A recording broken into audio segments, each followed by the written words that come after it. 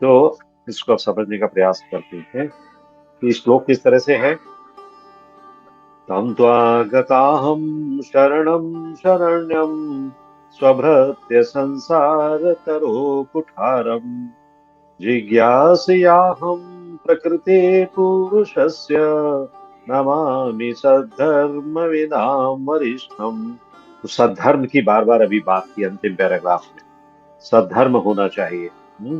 और तव पाद पंकज स्थित धूलि सदृशम विचिन्त्य, इसकी भी बात की जो कि प्रभुपाद ने इसी अध्याय में, इसी तात्पर्य में दोहराई। कल की रीडिंग में भी हमने पढ़ा था, ऐनंद तनुज किंकरम पतितम माम विषमे भवाम बुधो कृपया तव पाद पंकज स्थित धूलि सदृशम विचिंतया। तो आज फिर उसी बात को दोहरा रहे हैं। मतलब क्या है कि अब ये श्लोक एक ऐसे मोड़ पर आ चुका है, एक ऐसे स्थान पर आ गया है जहां पहुंचकर एक निष्कर्ष निकलता है। श्लोक कहता है कि संसार वृक्ष से मुक्त होने के लिए वैराग्य अनिवार्य है।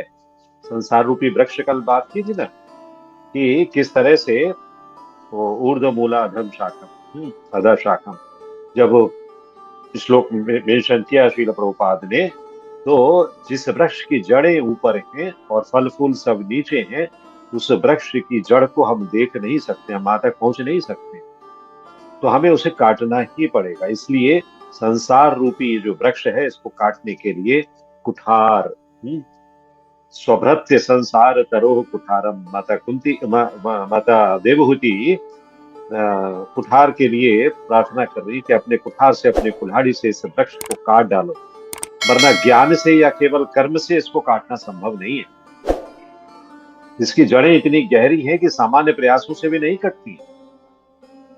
इसलिए कहा गया है कि इसे काटने के लिए कुल्हाड़ी चाहिए, कुठार चाहिए। और वो कुठार कौन सी है, कुल्हाड़ी कौन सी है?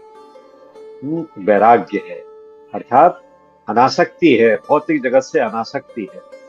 इसी के लिए श्रील प्रभुपाद बहुत अच्छा उदाहरण यहाँ पर देते हैं। कहते हैं कि बंगाली में एक कहावत है कि मछली पकड़ने बैठूंगा लेकिन मैं अपने आप को पानी से टच नहीं होने दूंगा। तो यही भौतिक जगत के बारे में है कि भौतिक जगत में रहो लेकिन भौतिक जगत की आसक्तियों को मत पालो। मछली पकड़ूंगा पर पानी को नहीं छूंगा, है ना? तो ऐसा संभव नहीं है जब, लेकिन कुछ लोग ऐसा संभव करके दिखा सकते हैं अपने आचरण से। इसी तरह से भौतिक जगत में रहते हुए यदि हम भौतिक जगत के आकर्षणों से आसक्त ना हो, तो वो यही बात है कि पानी से स्पर्श नहीं हो रहा है उनका। तो ये भाव अत्यंत गूढ़ है इस कहावत का। जो कहावत है ना, मैं मछली पकड़ लूंगा पर पानी का स्पर्श नहीं करूंगा, अर्थात क्या है कि संसार में रहते हुए भी संसार से लिप्त ना होना, ये वास्तविक बुद्धिमत्ता है। कि संसार में आप रह रहे हैं लेकिन फिर भी आप संसार से मुक्त हैं, संसार का कोई आकर्षण आपको परेशान नहीं कर रहा है। तो आज हम देखते हैं कि लोग जीवन के उत्तरार्ध में, मतलब रिटायर होने के बाद भी भोग से मुक्त नहीं हो पाते, भोग करते रहते हैं।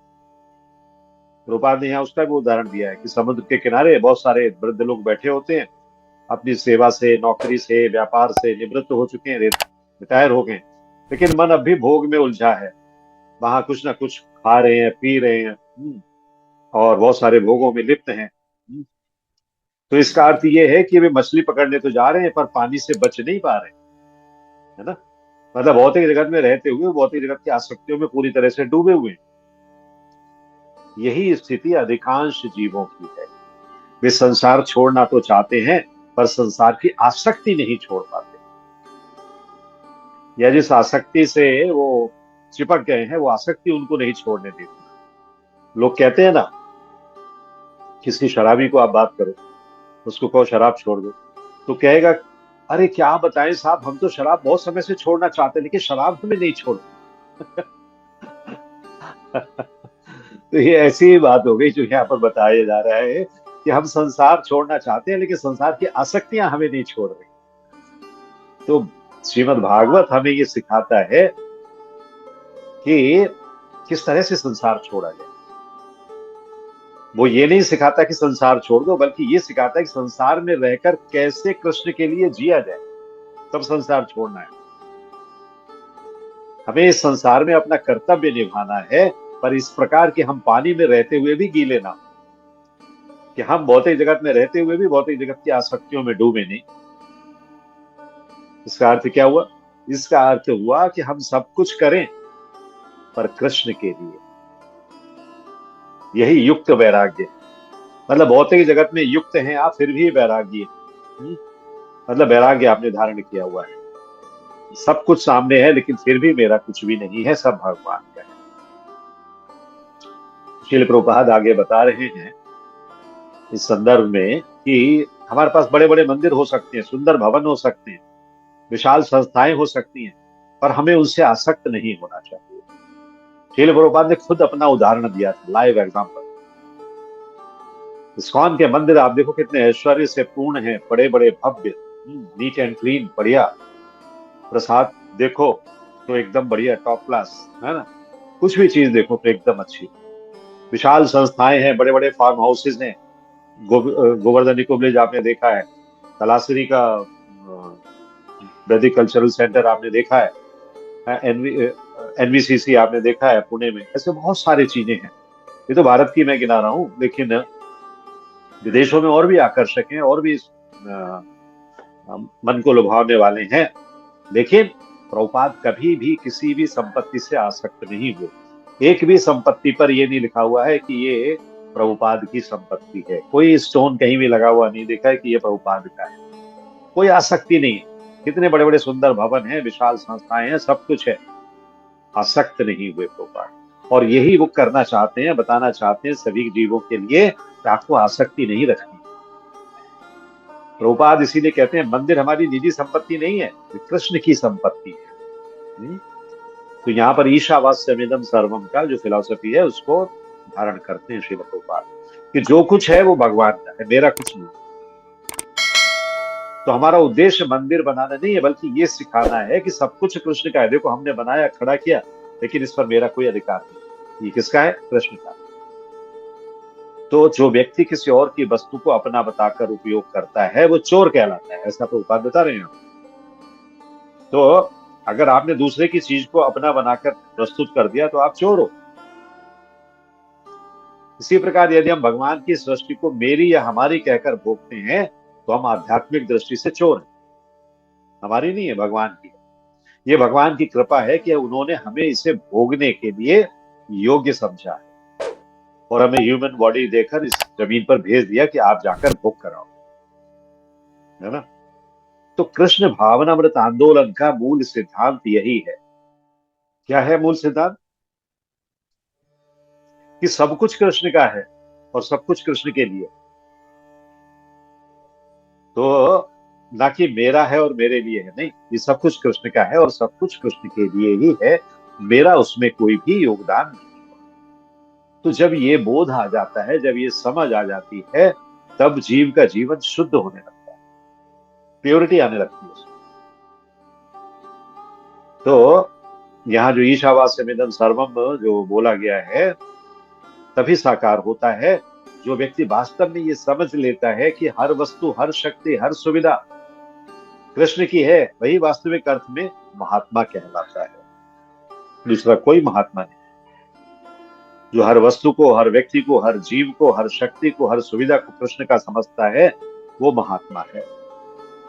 तो महात्मा होने का अर्थ ये नहीं है कि बाहर से दाढ़ी हो, वेशभूषा उसकी गेरुआ हो, या बहुत से तो महात्मा कहलाते हैं जो वो वस्त्र भी नहीं पहनते, नीचे एक छोटा सा कपड़ा लगा के रखते हैं, बाकी और कुछ वस्त्र नहीं होता उनके शरीर पर। लेकिन वो ये नहीं मानते कि हर शक्ति, हर सुविधा कृष्ण की है। तो महात्मा होने का अर्थ है ये चेतना कि मैं स्वामी नहीं हूं, मैं सेवक हूं। ये भाव होना चाहिए, क्योंकि अगर सेवा का भाव नहीं है तो सब कुछ व्यर्थ है। सब कुछ भगवान का है ये मानना चाहिए, और हम भगवान के सेवक हैं। सेवक के रूप में आप भगवान की कोई भी चीज इस्तेमाल करो, कोई ऐतराज नहीं है। लेकिन स्वामी के रूप में ऐतराज ऐतराज होता है। हाँ, क्यों? आपत्ति होती है क्योंकि वो चीज आपकी है ही नहीं, आप उसके स्वामी हो ही नहीं सकते। तो फिर हम सिर्फ उसके क्या है, हम सिर्फ उसके कहते हैं ना वो गार्जियन है, हम गार्जियन की तरह से काम कर रहे हैं। ये संतानें भी जो है, परिवार जो है वो भी हमारा नहीं है, भगवान का है। हम तो बस केयर टेकर हैं। तो जो कुछ हमारे पास है, चाहे भोजन हो, धन हो, बुद्धि हो, समय हो, उसे हम भगवान श्री कृष्ण को अर्पित करें। यदि हमारे पास उत्तम भोजन है तो उसे पहले कृष्ण को अर्पित करें। यदि हमारे पास कुछ भी नहीं है तब भी कोई समस्या नहीं है। भगवान लिख रहे हैं यहाँ पर 9.26 में कि थोड़ा सा पत्र, पुष्प, जल यही अर्पित कर दो भगवान के लिए, वो भी काफी है।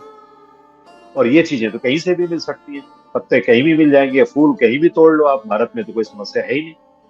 थोड़ा सा जल किसी भी नल से निकाल लो, तो इसके लिए कोई पैसे की जरूरत नहीं है। तो इसीलिए भगवान भगवत गीता में स्पष्ट तौर पर कहते हैं कि मुझे और कुछ नहीं चाहिए। पत्रम पुष्पम फलम तोयम। यदि कोई प्रेम और भक्ति से अर्पण करता है मुझे तो मैं उसे स्वीकार करता हूं। कितने सरल है मेरे भगवान, है ना। कोई इच्छा नहीं है, कोई आकांक्षा नहीं, कोई शर्तें नहीं है, कोई कंडीशंस नहीं है कि यही चीज होनी चाहिए। जब तक रसमलाई नहीं होगी मैं तुम्हारी निवेदन नहीं सुनूंगा, नहीं। जब तक समोसे नहीं आएंगे फलानी दुकान के तब तक मैं नहीं सुनूंगा। हाँ, ऐसा कुछ नहीं है। तो ऐसे सरल भगवान को कौन प्रेम नहीं करना चाहेगा, और सब कुछ कौन उनको अर्पित नहीं करना चाहे। Everybody will be ready to offer whatever he और शी हैज, है ना। जो भी जिसके पास है वो भगवान को अर्पित करना चाहेगा कि भगवान, मेरे भगवान इतने सरल हैं, चलो इनको आज मैं बाजरे की रोटी बनाकर खिलाता हूं।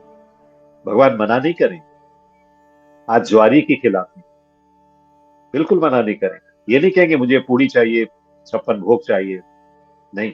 आपका प्रेम देख रहे हैं, वो बाजरे की रोटी भी मैया की स्वीकार कर लेंगे क्योंकि उसमें प्रेम है।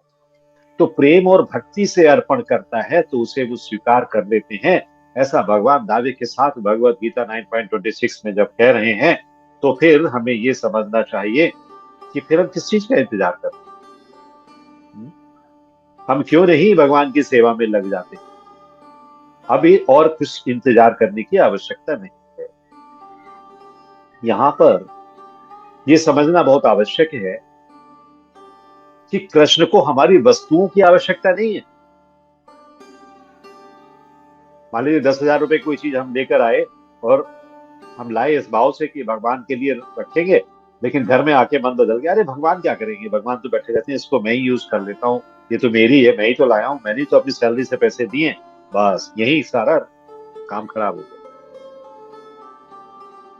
भगवान को आपने अर्पित करने का सोचा लेकिन अर्पित किया नहीं, मन ललचा गया आपका बाद में। तो ये जो स्थिति है ना, ये सही स्थिति नहीं है। यहाँ ये समझना बहुत आवश्यक है, जैसा कि मैंने कहा कि कोई भी चीज हमारी है ही नहीं। जो भगवान सबको भोजन देते हैं, हाँ? यहाँ पर श्लोक बताया ना कि एको बहुनाम यो विदिधाति कामान। फिर वे हमसे क्या चाहते हैं, वे भक्ति चाहते हैं, वे हमारा प्रेम चाहते हैं, वे हमारी श्रद्धा चाहते हैं, वे हमारी शरणागति चाहते हैं। वे ये चाहते हैं कि जीव फिर से उनके साथ अपना खोया हुआ संबंध बना ले। लेकिन जीव जो है पागलों की तरह से और चीजों में भटक रहा है। उसको ये ज्ञान नहीं हो रहा है कि उसे क्या करना चाहिए। तो जब वे हमारा प्रेम चाहते हैं, श्रद्धा चाहते हैं, भक्ति चाहते हैं, शरणागति चाहते हैं, तो हमें देने में क्या हर्ज है। ये जो भी चीजें भगवान मांग रहे हैं उनमें कोई खर्चा नहीं है, गरीब से गरीब व्यक्ति भी कर सकता है। लेकिन हम क्या कर रहे हैं, हम भौतिक जगत के आकर्षणों में, तो ऊपर लिख रहे हैं अब बंदर की तरह से एक डाल से दूसरे डाल पर कूद रहे हैं। वृक्ष की एक डाल से दूसरी डाल पर, एक ब्रांच से दूसरी ब्रांच पर कूद रहे हैं। कौन से वृक्ष पर, इस संसार रूपी वृक्ष पर, जिसको कि कुठाराघात करके काटने के लिए माता देवहूति भगवान से प्रार्थना कर रहे। तो जैसे बंदर कूदता है ऐसे एक डाल से दूसरी डाल पर कूद रहे हैं, कभी धन के लिए, कभी संबंधों के लिए, कभी पद के लिए, कभी इंद्रिय सुख के लिए। बस इन चीजों के लिए हम इधर उधर छलांगे मार रहे हैं। और हर बार क्या होता है, अंत में केवल थकान और दुख हाथ लगता है और कुछ नहीं हाथ नहीं लगता। कृष्ण ये नहीं चाहते कि मेरी संतानें, ये जो जीव हैं भौतिक जगत में, इस प्रकार के कष्टों को भोगें। इसलिए वो बार बार भगवत गीता में निर्देश देते हैं, ताकि इनके जीवन में ये हमारी शरण में आ जाए और इनके जीवन में स्थिरता आ जाए और शांति आ जाए। तो जब जीव कृष्ण की शरण में जाता है तो एक अद्भुत परिणाम उसे मिलता है। तो अब वो किसी का ऋणी नहीं रहता,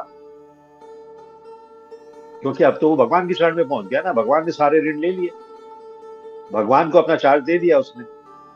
इसीलिए जो यहाँ श्रील प्रभुपाद उल्लेख उल्लेख करते हैं, ना किंग करो ना अयम ऋणी, है।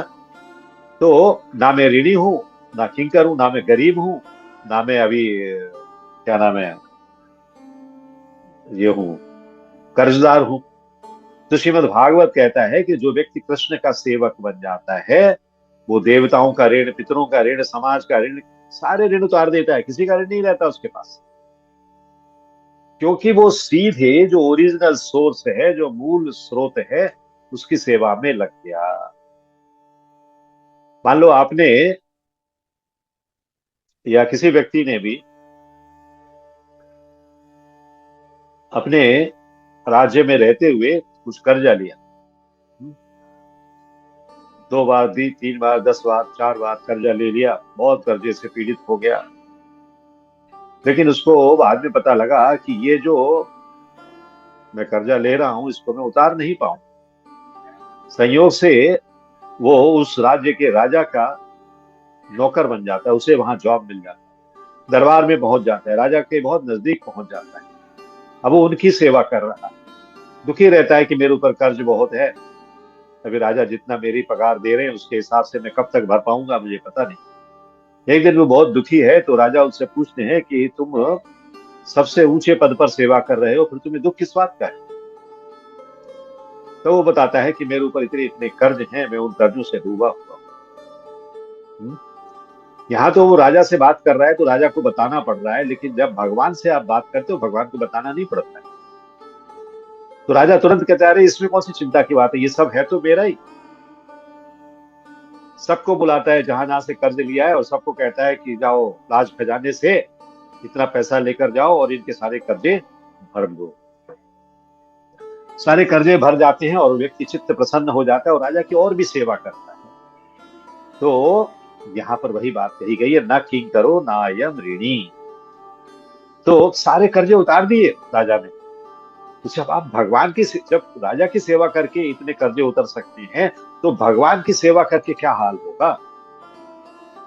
जो देव ऋण, पितृ ऋण, जो बाकी के सब ऋण है ना, वो सब समाप्त हो जाएंगे, कुछ नहीं रहेगा, क्योंकि आप किसकी सेवा कर रहे हो, जो ओरिजिन है, जो सोर्स है। इसीलिए भगवान स्वयं आश्वासन देते हैं कि हम त्वाम सर्व पापेभ्यो मोक्षयिष्यामि मा शुचः। मैं तुम्हें सभी पापों और बंधनों से मुक्त कर दूंगा, बस एक बार आ जाओ। और यही वो मुक्ति है जो हर जीव वास्तव में चाहता है। यहाँ माता देवहूति भी वही चाहती है। भगवान कपिल से कहती हैं, आप ही वो कुठार हैं जो मेरी आसक्ति को काट सकते हैं, और कोई नहीं काट सकता। क्योंकि जब आसक्ति कट जाती है तो मुक्ति अपने आप ही आ जाती है, जरूरत ही नहीं कुछ प्राप्त करने की। आपके लिए जो आसक्ति का बंधन था वो कट गया, तो कट जाने के बाद आप फ्री हो गए। अब फ्री करने के लिए कुछ और उपाय थोड़ी चाहिए। तो यहाँ पर ये एक बहुत महत्वपूर्ण बात कही गई है कि हमें कैसे आसक्ति से विरक्त होना है, और उस विरक्ति के लिए भक्ति ही वैराग्य का कारण। भक्ति यदि आप कर रहे हैं तो वैराग्यता अपने आप आती जाएगी, धीरे धीरे धीरे धीरे धीरे, आपको पता भी नहीं चलेगा, आपका जीवन परिवर्तित होता रहेगा। तो वैराग्य जो है वो भक्ति का परिणाम है, भक्ति का साधन नहीं है। जितने आप वैरागी होते जाओगे, जितने आप त्यागी होते जाओगे, जितने आप सेक्रीफाइसेस करते जाओगे लाइफ में, उतनी ही भक्ति बढ़ती जाएगी। आपने सेक्रीफाइस कर दिया कि भौतिक जगत में तो रहना ही है, तो भौतिक जगत में रहते हुए जो जो चीजें हो रही हैं, लोग एक दूसरे की कानाफूसी करते रहते हैं, लड़ाइयां करते हैं, झगड़े करते हैं, इन सब से मुझे दूर रहना है। एक वैराग्य आपने ले लिया। अब आप किसी की नहीं सुनते हो, किसी की बात पर ध्यान नहीं देते हो, तो धीरे धीरे आपका मन उन चीजों से हट जाएगा और आप भगवान की भक्ति के और कार्यों की तरफ लग जाओ। इसीलिए कहा गया है कि वैराग्य विद्या निज भक्ति योगा। वैराग्य की विद्या जो है, ये एक व्यक्ति के निजी भक्ति का योग है। मतलब निजी भक्ति उसकी बढ़ती है। वैराग्य ही साधक की प्रगति का लक्षण है, प्रोपार लिख रहे हैं यहाँ पर। भक्ति परेशानुभवो विरक्तिर अन्यत्र च। हाँ, तो भक्ति में उन्नति करने की यही कसौटी है कि आपने कितना छोड़ दिया। नहीं छोड़ा तो भक्ति नहीं होगी। प्रभुपाद इसीलिए 4 नियमों का पालन करने के लिए शुरुआत में ही कह देते हैं। जैसे आपने एंट्री के 4 नियमों का पालन करो, तो जब आप वो चीजें छोड़ दोगे, भक्ति अपने आप ही बढ़ेगी ना। तो 4 चीजें ही बहुत है, जीवन का सब कुछ है उनमें। इसलिए यहाँ पर सार्वभौम भट्टाचार्य का जब उल्लेख करते हैं कि श्री सार्वभौम भट्टाचार्य एक महान न्यायिक थे, न्यायिक थे। वे चैतन्य महाप्रभु के विषय में उन्होंने 100 श्लोकों की रचना की, जिसमें वे भगवान से कहते हैं वैराग्य विद्या निज भक्ति योगा। वैराग्य विद्या निज भक्ति योगा शिक्षार्थम एक पुरुष पुराण श्री कृष्ण चैतन्य शरीरधारी कृपा बुद्धि रियस्तम हम प्रपद्ये। कृपा करो, चैतन्य महाप्रभु के लिए प्रार्थना कर रहे हैं। तो जब उन्होंने ये समझ लिया कि चैतन्य महाप्रभु स्वयं भगवान हैं, तो फिर क्या है, फिर तो कोई बात ही नहीं है। उन्होंने कहा भगवान चैतन्य के रूप में इसीलिए अवतरित हुए हैं ताकि वे हमें ये सिखा सकें कि भक्ति के द्वारा ही सच्चा ज्ञान और सच्चा वैराग्य प्राप्त होता है। तो सच्चा वैराग्य और सच्चा ज्ञान कैसे प्राप्त होता है? भक्ति के द्वारा। तो जब कोई व्यक्ति भक्ति योग में आगे बढ़ता है, तो वो स्वतः ही भौतिक आकर्षणों से विरक्त होने लगता है। नशीले पदार्थों का सेवन नहीं करोगे, ठीक है। तो जो प्रभु जी लोग हैं, मान लीजिए कुछ धूम्रपान मदिरापान ये सब करते रहते होंगे, वो छोड़ने के लिए विवश होना पड़ा, छोड़ दिया उन्होंने। तो उनसे जुड़ी हुई जितनी चीजें हैं वो सब भी धीरे धीरे छूटती जाएंगी,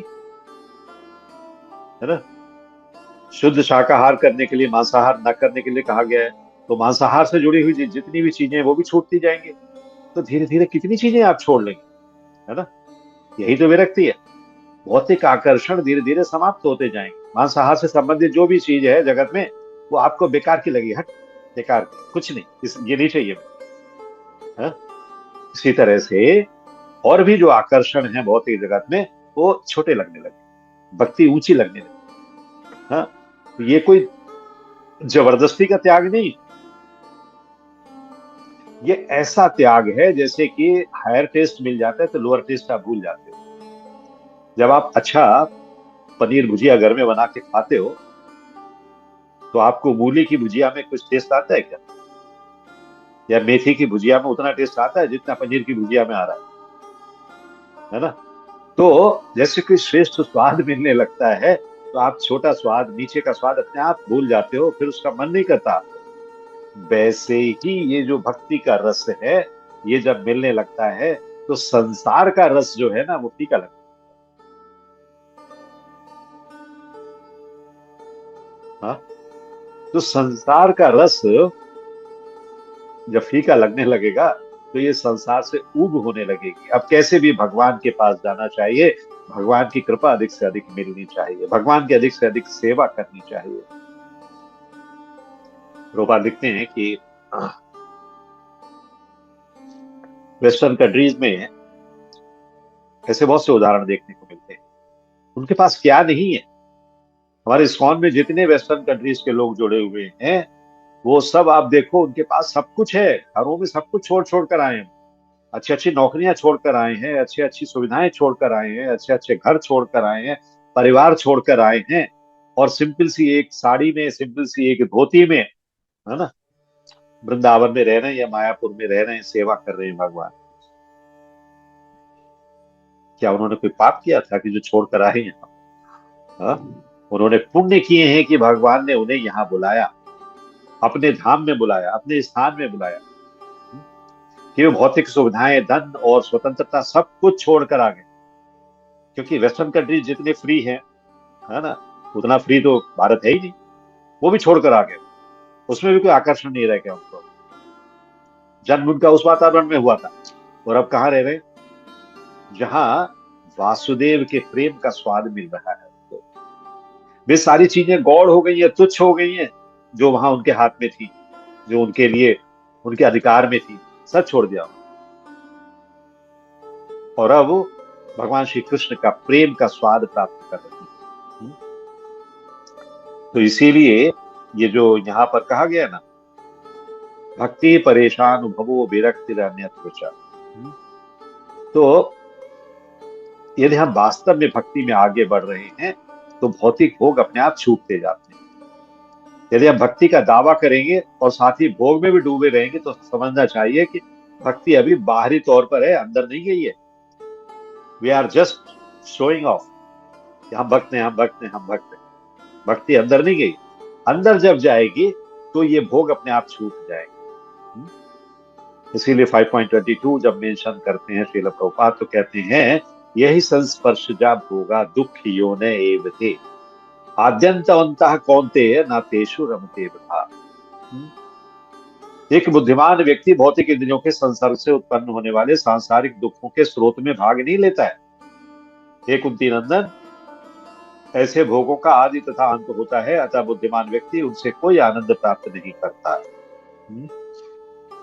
तो बुद्धिमान व्यक्ति, कुंती नंदन किसको कह रहे हैं? अर्जुन के। अर्जुन को समझा रहे हैं कि इंद्रिय सुख का प्रारंभ और अंत दोनों दुख में है। सुख का जब आरंभ होता है तो इसलिए दुख होता है कि अरे और चाहिए, ये तो कम है। और जब अंत हो जाता है तो लगता है अरे ये तो चला गया, तब दुख होता है। इसलिए बुद्धिमान व्यक्ति उनमें कभी रमण नहीं करता है, कभी उनमें अपना मन नहीं लगाता है, जो भौतिक जगत के या इंद्रिय सुख जो है। कहता है जितनी भी है ठीक है, इससे ज्यादा नहीं चाहिए। तो अभी कल परसों की बात है, हम लोग एक ऐसे स्थान पर गए हुए थे। परसों का क्लास नहीं लिया था ना मैंने, संडे का भी, और हाँ, संडे और मंडे। तो जहां पर कि बड़े बड़े 5 स्टार टाइप के रूम्स थे, बड़े बड़े ऐसे, मतलब हाई फाई, बड़े बड़े किराए उनके, बड़े बड़े भाड़े। और वहां पर हम लोग तो उसमें नहीं रहे थे, लेकिन हम लोग दूसरे में रहे थे, जहाँ की छोटे छोटे रूम्स थे, और सिर्फ एक एक बेड पड़ा हुआ था और कुछ नहीं था। तो वहां पर ऐसी चर्चा हो रही थी, तो हमने यही कहा, मैंने कहा देखो, जो लोग बड़े रूम्स में सो रहे हैं, वो क्या, एक पैर एक कोने में, दूसरा पैर दूसरे कोने में, एक हाथ एक कोने में, दूसरा हाथ दूसरे कोने में, मतलब चारों कोनों में चारों हाथ पैर फैलाकर सो रहे हैं क्या? नहीं सो रहे। उनको चाहिए उतनी ही जगह 3x6 की, जितनी की मुझे चाहिए इस छोटे रूम में। तो ये इंद्रिय सुख ही है ना, कि बड़ा कमरा हो, बड़ा ये हो, बड़ा वो हो, लेकिन सोना तो उतनी ही जगह में है भाई, जितने में मैं सो रहा हूं उतने में ही आपको सोना है, उतने में ही किसी और को सोना है। हाँ, अंबानी भाई को भी उतनी ही जगह में सोना है, उनके लिए कोई ज्यादा जगह नहीं चाहिए। इसलिए इंद्रिय सुख का प्रारंभ और अंत दोनों जो है कष्टकारी होते हैं, दुख देते हैं, हमें इनसे दूर रहना चाहिए।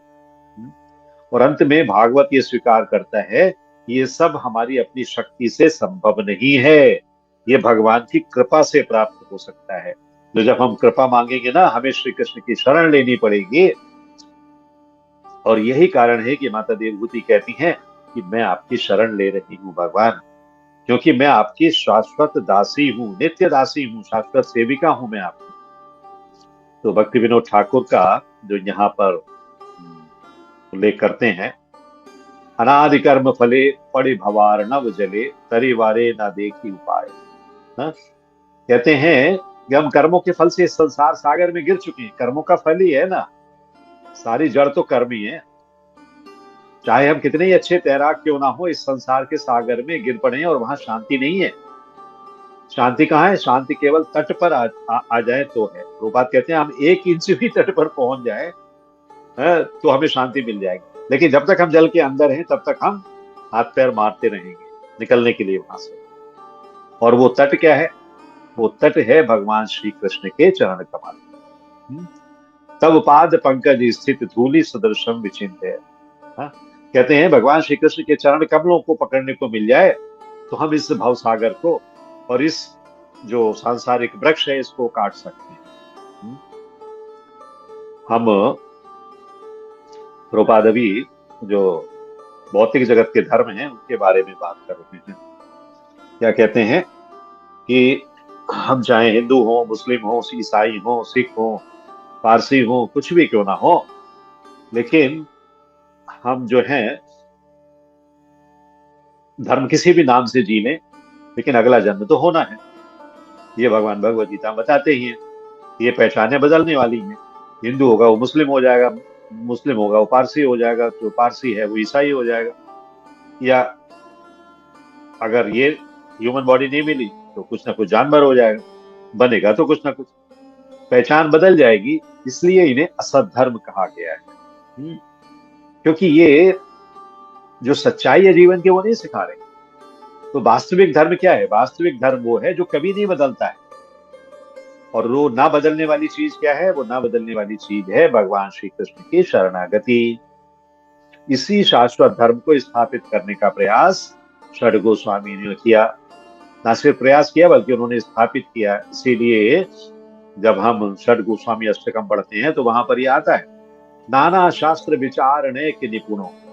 नाना प्रकार के शास्त्रों के विचार में निपुण है। सद्धर्म संस्थापक हो वो, सद्धर्म के संस्थापक हैं वो। कौन? षड गोस्वामी। उन्होंने ही वो सद्धर्म चैतन्य महाप्रभु की कृपा से स्थापित किया है। और उसी परंपरा में आज हम इस्कॉन के अंतर्गत उस आंदोलन के एक भाग बने हुए। हम सद्धर्म को ही प्रमोट करते हैं। तो यही इस पूरी चर्चा का सार है। क्या?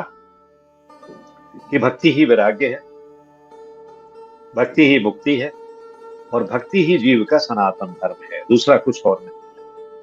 तो यही सद्धर्म है, और इस सद्धर्म के पालन के लिए हम लोग अपना एक नहीं अनेक जन्म अर्पित करने के लिए तैयार हैं।